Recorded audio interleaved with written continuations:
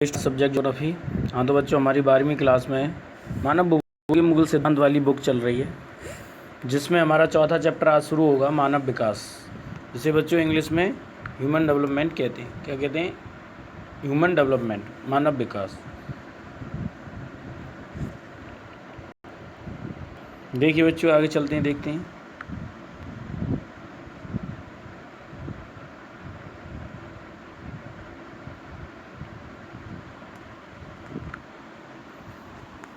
तो देखिए बच्चों, वृद्धि और विकास शब्द अपने आप के लिए नए नहीं हैं। अपने चारों ओर देखिए, लगभग प्रत्येक वस्तु जिसे आप देख सकते हैं और बहुत सी जिन्हें आप नहीं देख सकते, बढ़ती और विकसित होती हैं। यानी हमारे चारों ओर बहुत सारी वस्तु ऐसी हैं जो बढ़ती हैं, बहुत सी सारी वस्तुएं ऐसी होती हैं जो बढ़ती तो हैं लेकिन हमें दिखाई नहीं देती। ये वस्तुएं पौधे, नगर, विचार, राष्ट्र, संबंध अथवा यहाँ तक कि आप स्वयं भी हो सकते हैं। इसका क्या अर्थ है? क्या वृद्धि और विकास का अर्थ एक ही है? क्या दोनों एक दूसरे के साथ चलते हैं? तो आज इस अध्याय में हम राष्ट्र और समुदाय के संदर्भ में मानव विकास की अवधारणा की विवेचना की जाएगी। तो सबसे पहले बात करते हैं हम वृद्धि और विकास की। देखिए बच्चों, वृद्धि और विकास दोनों समय के संदर्भ में परिवर्तन को इंगित करते हैं। अंतर यह है कि वृद्धि मात्रात्मक होती है और मूल्य निरपेक्ष है। इसका चिन्ह धनात्मक अथवा ऋणात्मक दोनों में से कोई सा भी हो सकता है। इसका अर्थ है कि परिवर्तन धनात्मक वृद्धि दर्शाते हुए अथवा ऋणात्मक ह्रास यानी कमी इंगित करते हुए हो सकता है, जबकि विकास का अर्थ होता है गुणात्मक परिवर्तन से, जो मूल्य सापेक्ष होता है। इसका अर्थ है विकास तब तक नहीं हो सकता जब तक वर्तमान दशाओं में वृद्धि ना हो। कोई भी वर्तमान की दशाएं हैं उनमें वृद्धि ना हो जब तक कोई परिवर्तन नहीं हो सकता।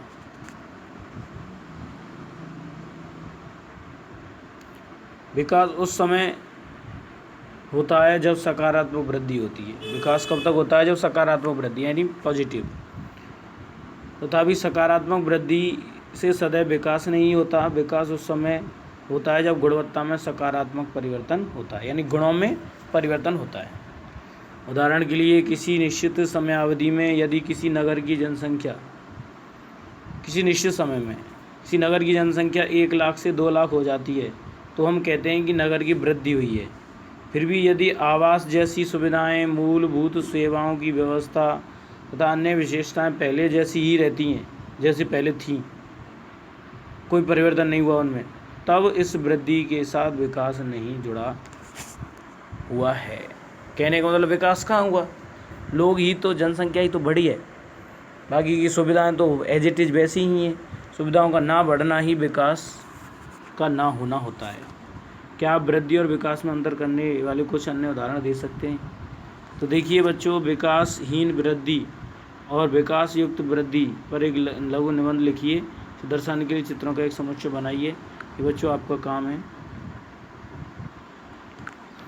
अनेक दशकों तक किसी देश के विकास के स्तर को केवल आर्थिक वृद्धि के संदर्भ में मापा जाता था। इसका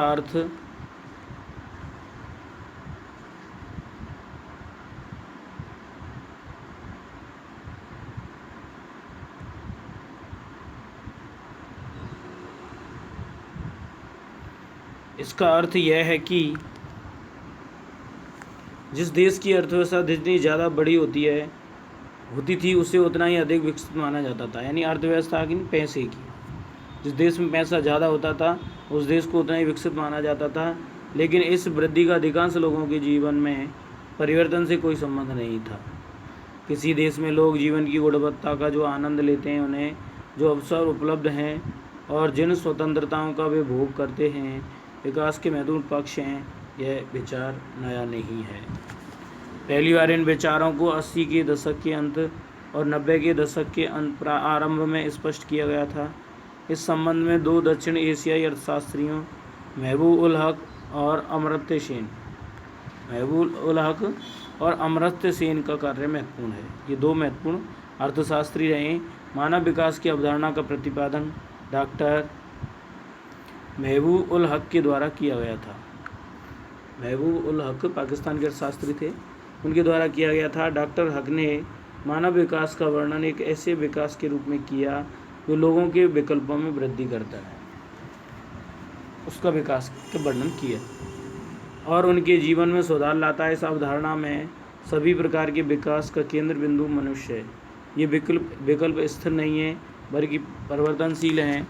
विकास का मूल उद्देश्य ऐसी दशाओं को उत्पन्न करना है जिसमें या जिनमें लोग सार्थक जीवन व्यतीत कर सकें। कहने का मतलब लोगों के कल्याण का जो उच्च स्तर है उसे ही मानव का विकास कहा जाता है, यानी मानव को अधिक से अधिक कल्याण की प्राप्ति हो। सार्थक जीवन केवल दीर्घ नहीं होता, जीवन का कोई उद्देश्य होना भी आवश्यक है। इसका अर्थ है कि लोग स्वस्थ हों, अपने विवेक और बुद्धि का विकास कर सकते हों, वे समाज में प्रतिभागिता करें और अपने उद्देश्यों को पूरा करने के स्वतंत्र हों। दीर्घ एवं स्वस्थ जीवन जीना, ज्ञान प्राप्त कर पाना तथा एक शिष्ट जीवन जीने के पर्याप्त साधनों का होना मानव विकास के सर्वाधिक महत्वपूर्ण पक्ष हैं। अतः संसाधनों तक पहुँच, स्वास्थ्य एवं शिक्षा मानव विकास के केंद्र बिंदु हैं। ये संसाधनों तक पहुँच, स्वास्थ्य और शिक्षा, ये तीन विकास के केंद्र बिंदु है मानव विकास के। इन पक्षों में से प्रत्येक के मापन के लिए उपयुक्त सूचकों का विकास किया गया है।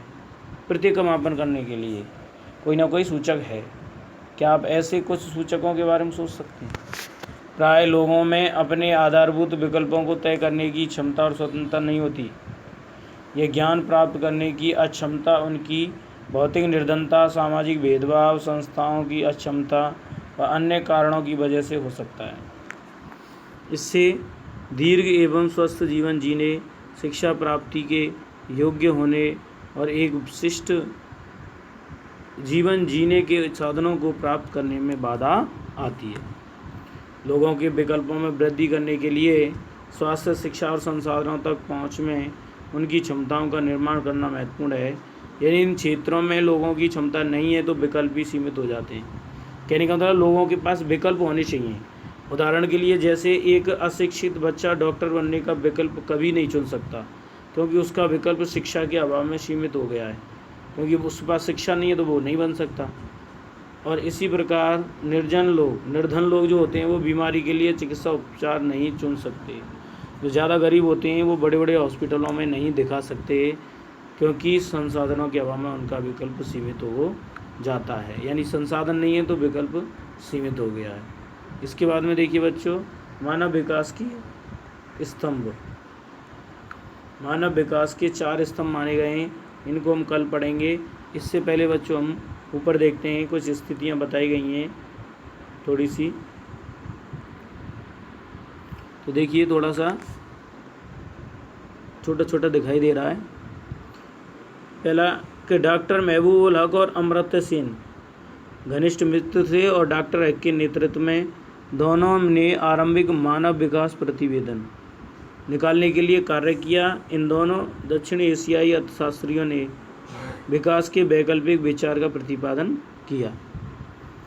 अंतर्दृष्टि और करुणा से ओतप्रोत पाकिस्तानी अर्थशास्त्री डॉक्टर महबूब उल हक ने 1990 में मानव विकास सूचकांक निर्मित किया। 1990 में उनके अनुसार विकास का संबंध लोगों के विकल्पों में बढ़ोतरी से है, ताकि वे आत्मसम्मान के साथ दीर्घ और स्वस्थ जीवन जी सकें। 1990 ईस्वी से संयुक्त राष्ट्र विकास कार्यक्रम ने वार्षिक मानव विकास प्रतिवेदन, यानी प्रत्येक साल मानव विकास प्रतिवेदन करने के लिए जिनकी मानव विकास की संकल्पना का प्रयोग किया गया है।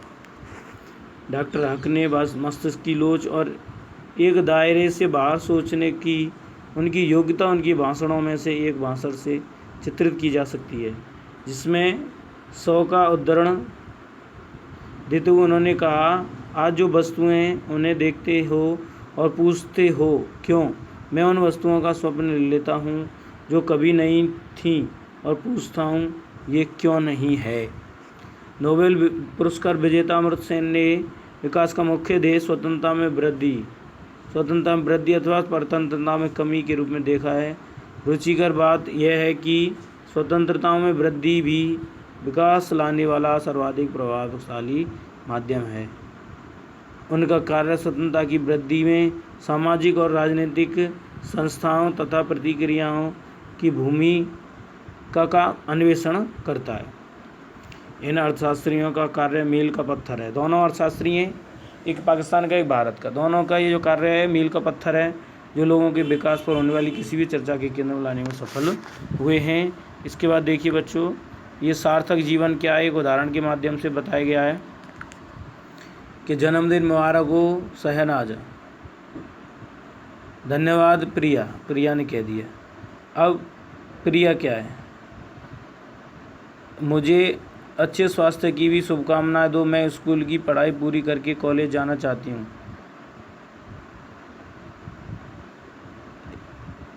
इसके बाद में देखिए, अच्छा तब तो तुम एक सार्थक जीवन जीना चाहती हो, मैं कुछ करने लायक बनना चाहती हूँ, ये महिला ने कहा है। बेटी बचाओ बेटी पढ़ाओ वाला ये नारा चल रहा है। बाल लिंग अनुपात में गिरावट के मुद्दे को संबोधित करने के लिए भारत सरकार ने बेटी बचाओ बेटी पढ़ाओ कार्यक्रम शुरू किया गया है। अपने साथियों के साथ चर्चा करें और यह कैसे लड़कियों को और अधिक सार्थक जीवन की ओर ले जाया जाएगा।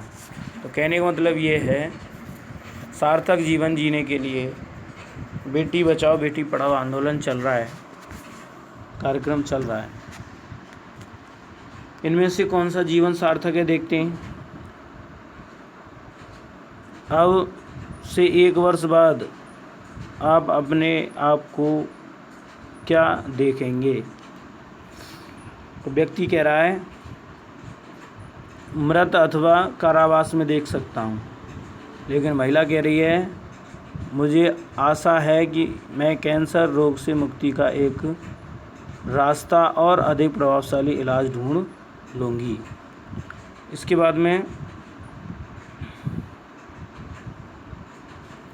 इसमें यह आपके अनुसार कौन अधिक सार्थक जीवन जीता है। तो ये पढ़ा लिखा व्यक्ति या पढ़ी लिखी महिला सार्थक जीवन जीती है। वह क्या है जो इनसे एक ही जीवन के दूसरे अपेक्षा अधिक सार्थक बनाता है। तो वह है बच्चों शिक्षा। क्या है, शिक्षा। जब तक आप शिक्षा प्राप्त नहीं करोगे आपका सार्थक जीवन नहीं बनेगा। तो बच्चों ये तो था हमारा आज का पूरा टॉपिक, बाकी का हम कल कराएंगे। आज के लिए धन्यवाद।